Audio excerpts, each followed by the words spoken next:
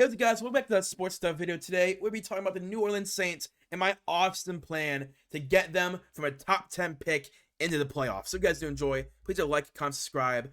Let's get into the video. So the New Orleans Saints, had a really good season under Kellen Moore in his first year. The first half of the year, very rough with Spencer Rattler. As much as I think Spencer Rattler got blamed a lot for what was going on, I can't admit that Tyler SHOUGH played better under center with the exact same team than Spencer Rattler. So the second half of the season was a lot more hopeful, whether they played a lot better ball. So what can we do in the next year to get Tyler SHOUGH the best possible supporting cast that he can? Starting off in 2026, we're starting with negative $19.6 million. But in 2027, you're at positive 137. And then in 2028, you're back at 270. So it's not too far away that this team will be out of the cap hell they've been in for the last 4 years. So how can we take advantage of that? Well, let's do a couple of cuts and trades to make sure that this year we can get some money. So first, I'm going to cut Isaac Yiadom.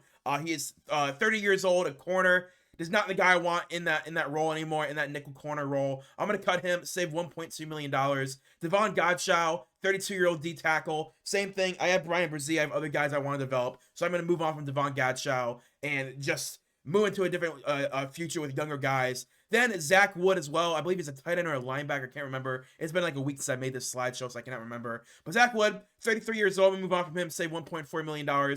Those three moves saved me $6 million of guys that are fringe roster dudes that, are aged veterans. We can get younger and can give this the exact same production. Next, we're going to do some restructures. I'm going to restructure Chase Young. After having a 10-plus sack season, I absolutely want to set Chase Young here for the next 2 or 3 years. So me restructuring him, push that money down the line, not a big deal. I'm going to open up almost $11 million in cap space. Then Alvin Kamara, again, he's retiring to New Orleans Saints. So whenever he wants to retire, that money will clear the books. So I'm going to keep pushing that off as far as possible. Because eventually, it's going to get off the books when he does retire. So I'm going to save $8 million there. Almost $19 million saved in those 2 restructures. So now we're positive, right? We're in the re-signing / extension screen. So we're feeling really good. In 2026, only at $11 million right now before any restructures or extensions to lower cap hits. For example, let's say when you had Derek Carr on the roster, if his cap hit was $30 million, you did an extension, you can lower that from $30 million all the way down to $5 million and push that in the future years, open up $25 million in cap space. So that's what we're going to be doing. So re-signings and extensions, you're at positive 11, but we're about to be a lot more after what I'm about to do. First is going to be Chris Olave. I want to extend Chris Olave before free agency even happens, just so his number doesn't go up any more than it already is. This year, he had 100 receptions, 1,100 yards, and 9 touchdowns. He's finally healthy and is looking really good. My goal is to get him a wide receiver 1 for the long term, because I do think with his size and his play, athleticism, and the way he plays. I don't know what the word I'm trying to think of, but the way he plays football, the way he runs routes, the way he goes against defenders, I see him long term as a wide receiver 2. So my main goal is to either get Chris Olave a wide receiver 2 with him or a wide receiver 1 with him. Is that this year? Is that next year? I don't know, but that's a long-term expectation. So I'm going to pay him knowing that eventually he's going to get a wide receiver 1 next to him. He's carrying the pass game in NOLA as of now. Again, with Spencer Rattler and Tyler SHOUGH, he was the consistent guy on the boundary that was making the big catches, finally not throwing hospital balls like Derek Carr was. He's a deep threat ability and attacking middle of the field better than other seasons. If you actually go into PFF advanced stats, Chris Olave this season was a top 5 deep middle of the field guy in the NFL. Of all the guys, every receiver, every tight end, every running back that ran routes, he was a top 5 deep middle of the field pass catcher. So I am someone that doesn't believe in Chris Olave's deep ball ability. And I think with Tyler SHOUGH, that will be able to shine more next season. So with his contract, here's what I'm going to be doing. He's currently on that fifth year option that they picked up last year. So he's at $15 million. I'm going to extend him additional 3 years just to rework that contract. So he's going to go from a $15.4 million cap hit in 2026 to a $7.75 million. But I'm going to give him a 4-year, $81.5 million deal, $47 million guaranteed at 58% guaranteed. And it saves $7 million cap space this season, lowering from that 15.5 to that 7.75, lowering almost $7 or $8 million in cap space. So right there, that opens up a little bit more cap space as well, and you get Chris Olave for the long term on a new 4-year, $80 million deal, over $20 million a year guarantee, over $20 million a year.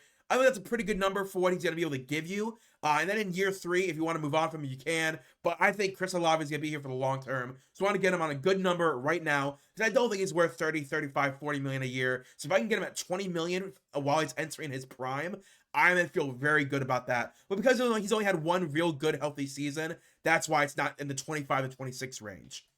Next is going to be Alontae Taylor, the corner. Alontae Taylor this last year had 71 tackles, 2 interceptions, 33 run stops, which was first among corners, and 2 sacks, which was second among corners, 6 pass breakups, and 7 pressures. They let Paulson Adebo walk last year, and when Paulson Adebo left, Alontae Taylor stepped into that role as that very athletic chess piece of a corner. I just don't think you can lose Alontae Taylor too. He's very aggressive in the run defense. He plays the line of scrimmage very well. Great athleticism to attack the backfield, and he's showing he can take on a larger role this year. So I want to get him extended right now before he hits free agency. And again, you know, he loves to play that line of scrimmage game where it's kind of, you know, that bigger body nickel. Even though Alontae Taylor mainly plays on the outside, that bigger body nickel, that rover role, is very popular. Whether it's Kyle Hamilton, Nicky Manwari / Devin Witherspoon. That's what Alontae Taylor kind of plays in. He's a little smaller though, but he plays it very well. He really has a nose for any ball carrier coming across his lane. So I'm gonna give him a 3-year, $29 million deal, $21.5 million guaranteed at 74% guaranteed. I think he can get a more lucrative offer in free agency. So I want to give him more of that guaranteed money and be like, hey, are you gonna get $21.5 million over the next 2 years guaranteed? I don't think you are. So I'm going to keep him. I'm going to feel very happy about that we have a corner that I truly do believe in and can be an impact player for the next couple of seasons. Next, give me Cam Jordan. Listen, the only reason I'm going with Cam Jordan is because of the cap reason. So this year, he had 31 tackles, 10 sacks, 1 forced fumble, 33 run stops, which was 9th at edge rusher position in the NFL, and 36 pressures. He had a fantastic season for his age. Again, late 30s. Brandon Staley got the most out of this defensive line of him and Chase Young, both getting over 10 sacks.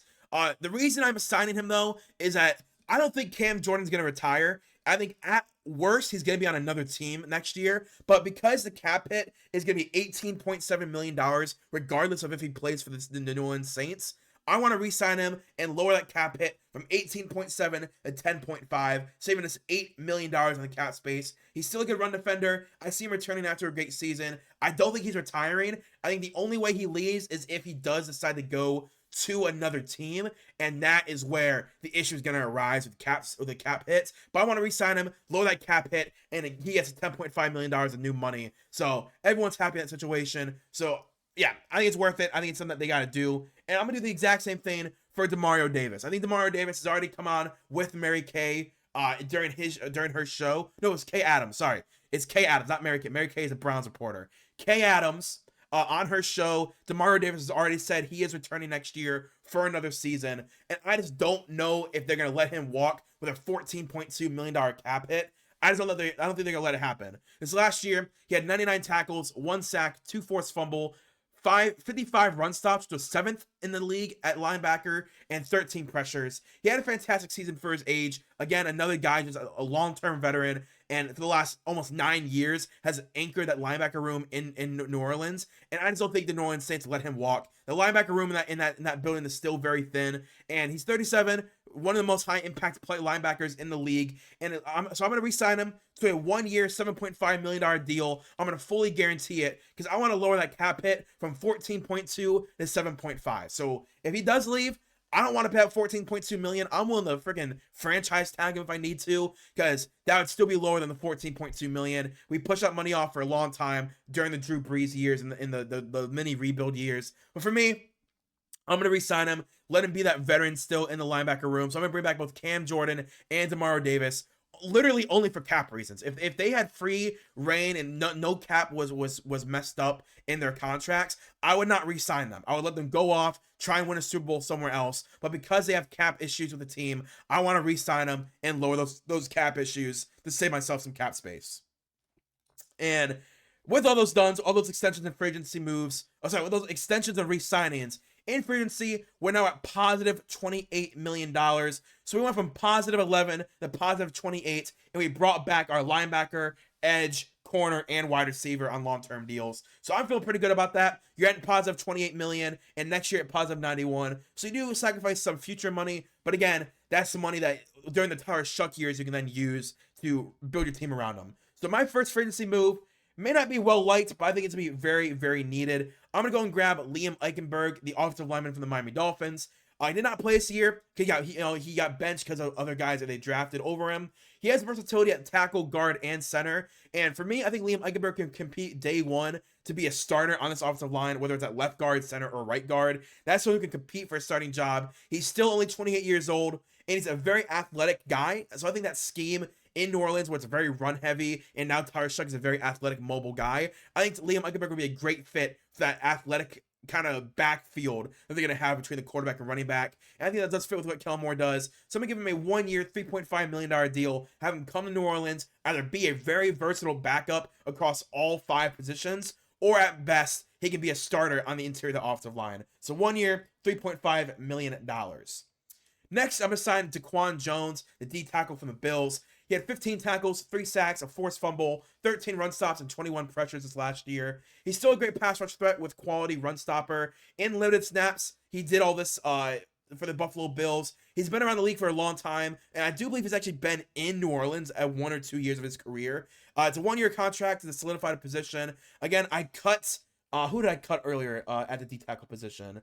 I cut Devon Godchaux, that's who it was. I cut Devon Godchaux, so I want to get younger, but with Daquan Jones on the board to fill in a need for 1 year, $3 million, I think that's absolutely worth the money to get him on this team. So Daquan Jones, he's gonna come over, help Brzee, who struggled so far in his career, and injury-hampered season at 33.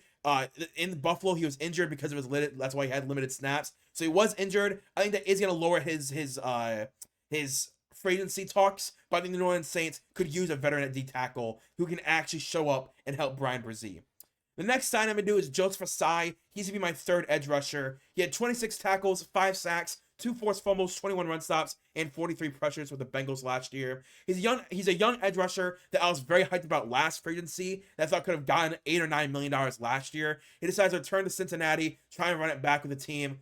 Kind of goes the exact same route. They missed the playoffs. But I think in New Orleans, he can get real playing time. Genuine, real playing time opposite of Chase Young. You can take a shot on a young guy who has proven talent in the NFL. Not every guy can consistently get 5+ sacks in the NFL. So I do think Joseph Ossai has a role in the NFL. And he can come to New Orleans opposite of Chase Young for the next few years. Maybe the third guy behind Chase Young, Carl Granderson, and Cam Jordan, who I brought back. So Joseph Ossai, I'm giving him a 2-year, $11.5 million deal, $7 million guaranteed at 61%. Come be that long-term edge 3 option. So if you do draft someone, they don't have to start immediately. You have Joseph Ossai, you have Cam Jordan, you have Chase Young, you have Carl Granderson. That's a solid edge room to compete in the NFC South next year. Finally, the last time I'm going to be doing is Jahan Dotson. The last time I want to talk about is going to be Jahan Dotson. This year, he had 18 receptions, 262 yards, and a touchdown.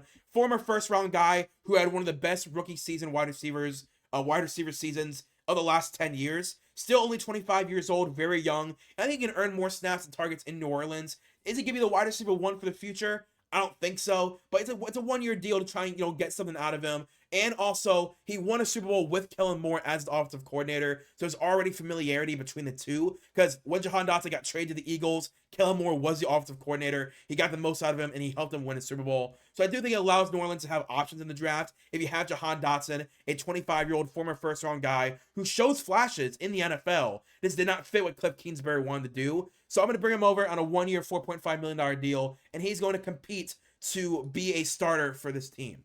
Other signings, Christian Wilkins. A lot of the issues I've been reading about Christian Wilkins, the former superstar D tackle for the Dolphins and Raiders, is that he has an injury that he does not want to get surgery on, because apparently it'd be like season-ending surgery, and he does not want to go through that. He doesn't want to go through another surgery. So that's why he hasn't really been on a team yet. But I think if he can get on a team in the offseason and get a full offseason ramp up, I'm willing to take that for a $2.5 million deal. Darrell Baker, solid veteran corner. Rocky Simmons, I think, solid veteran corner. And Jason Pinnock, solid veteran safety. So entering the draft, you had $11.5 million. And here's what I decided to do. It's interesting. You guys might like it. You guys might hate it. But we're going to do it. Starting off at number 8, I'm going to grab Sonny Styles, a linebacker from Ohio State. In my opinion, he is the best straight up stand up linebacker in the class. Not, yes, he can blitz, but if you want someone like a Demario Douglas for the future, it is Sonny Styles. Let Demario be a great mentor for someone with such potential. He is a great run stopper. He shadows receivers well. And I think year one, he can be a starter and a lockdown guy in a very thin linebacker room, especially for the future. I want to grab Sonny Styles, grab a blue chip prospect that I know is going to be able to solve that issue of the green dot for the next 10 years. Then number 42, I'm going to grab Jonah Coleman, the running back from Washington. Another Alvin Kamara style running back that can learn from Alvin until he retires. He bolsters the run game, as everyone in this room was pretty underwhelming this last year. And there's a very deep running back room, whether it's Audric Estime, Devin Neal, Alvin Kamara. It was just underwhelming. I want to grab Jonah Coleman, a high-end running back for the future that I think Kellen Moore needs. He needs someone who can shoulder a bell cow responsibility and be a great downhill runner with speed. That's Jonah Coleman, who can also run routes among the best of the running backs. I think he's going to be a very high-end draft pick that I don't see slipping out of the top 10 picks of the second round. I just don't see it. He's going to be in the top 45. There's no way he's not. Then at number 73, I'm going to grab Max Clare, the tight end from Ohio State. Great run blocking tight end, great receiver, great red zone threat. That's someone that I think Tyler Shough could really rely on when it comes to checkdowns and all that.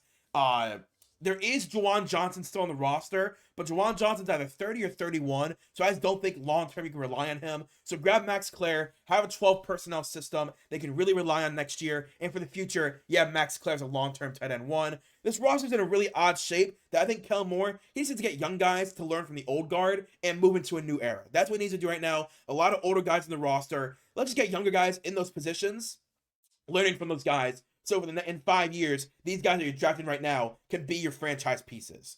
Then at 132, I'm going to grab Malachi Lawrence from UCF. He had a great Senior Bowl. Malachi Lawrence, good pass rusher, made the most of his snaps at UCF. He had 7 sacks this last season, and I want him to learn from Cam Jordan and Carl Granderson how to be effective despite any challenge. He's a little undersized, but he plays very hard. He fights through blockers, great at negating those chop blocks. Again, if you watch any Senior Bowl footage, every single person is raving about Malachi Lawrence. He had a fantastic Senior Bowl. I think that will rise his stock up in the NFL draft. Not the best run defender, but he will be limited until guys start, whether they're retiring or leaving. So he has time to add some weight onto his body, work around those tackles. He has some time. So Malachi Lawrence is not going to be a starter right away, but that's someone that I think in the future can really be a high-end player for them. Then at 137, we grab Pat Coogan, the national championship starting center from Indiana. He's a high potential center, lots of starting experience in college football. He had a really good run in the playoffs against elite defensive line talent, whether it was Miami in the national championship or throughout the entire run, whether it was Ohio State as well. So I want to grab Pat Coogan for the future because the offensive line is getting old and expensive in the interior, whether it's Eric McCoy or Cesar Ruiz. Grab Pat Coogan, let him sit and develop. He allowed no sacks this year, and he did play with an athletic quarterback in Fernando Mendoza, kind of like Tyler Shough. So he knows how to play with guys behind him that like to make plays on their legs, and he does have experience at guard as well. But I want to grab Pat Coogan to be that long-term possible center for this team. Then at 140, I'm going to grab Jaden Roberts. The exact same reason I grabbed Pat Coogan. This interior is getting old and expensive. So if I can grab a 6'5", 320 guard with a lot of experience at a blue chip school, I'm going to do that in the 5th round every single day to see what I can get out of him. He has multiple experience. He has experience with multiple schemes and multiple coaches. He is 23, so he has a lot of experience, a lot of playing time in the college football. So if he can come into this team and in training camp show flashes, that could be a possible starter for you in year 1. But right now, he's just a great pass blocker. I want him to sit and develop, and maybe in the next year or 2, he'll be able to get more starting opportunity. Then at 170, we got Noah Thomas, the wide receiver from Georgia. He's 6'5", 205. He averages of 16 yards per catch and 19 touchdowns over the last 3 years. I want him to come in and be a deep threat in red zone threats. Just a situational guy. I don't see him as a 3-down receiver. I see him more as special packages, heavy set packages, big guys, big tight ends, big wide receivers. Put Noah Thomas out there. That's what I see him in. I do not see him opposite of Chris Olave on first down, first play of the game. Then at 189, I'm going to take a shot on a tackle from Wisconsin and Riley Malman. He has experience at both left tackle and right tackle and allows the Saints to move on from one of the tackles on roster and can be a swing tackle. So they have a lot of tackles that are deep on this roster. You're going to see in my next page how many tackles they currently have on roster on their depth chart. Riley Mahlman allows him to move on from one of them either this year or next year because he has experience on both sides of the ball and can be the swing tackle. He's 6'8", 320, great size, uses that weight very effectively as well. I do think there's a chance he earns snaps on special teams, but again, either immediately or in the long term, he can be someone who can take up 2 roster spots in one person. So the reason I say that is because right here in the projected depth chart, as you can see, there are 5 tackles. There's no way that happens. So whether it's Asim Richards or Landon Young, whatever position they think Ryan Mahlman plays better at in their scheme, one of those guys are going to be off this team next year. So starting at quarterback, Tyler SHOUGH. I'm going to keep Spencer Rattler. I do not want to trade Spencer Rattler because if I can have a high-end backup, that's what I'm going to run with. I'm going to have Spencer Rattler as a backup. At running back, you have Alvin Kamara, the Jonah Coleman who you just drafted, Kendre Miller, Devin Neal, and Audric Estime. Lots of running backs, but Kellen Moore's offense loves running backs, so I want to have as many healthy bodies as possible for different types of running as well. At tight end, Juwan Johnson, Max Clare, and Maliki Matavo. That's going to be a tight end group. Maliki's a really good run-blocking tight end. Then Max Clare and Juwan Johnson as your 2 starters. Then at wide receiver, you have Chris Olave, Deshaun Vele, who you traded a second-round pick for. So he's starting in the slot. And Bub Means at right wide receiver. With Jalen Polk, Jahan Dotson, those 2 are going to be fighting for that opposite of Chris Olave role. So Bub Means, Jahan Dotson, Jalen Polk entering next year. It's going to be a 3-man battle of, hey, whoever plays the best is starting opposite Chris Olave. Otherwise, you're going to be in certain situations you're going to get play time. And Noah Thomas is somewhere. I forgot to put Noah Thomas on there.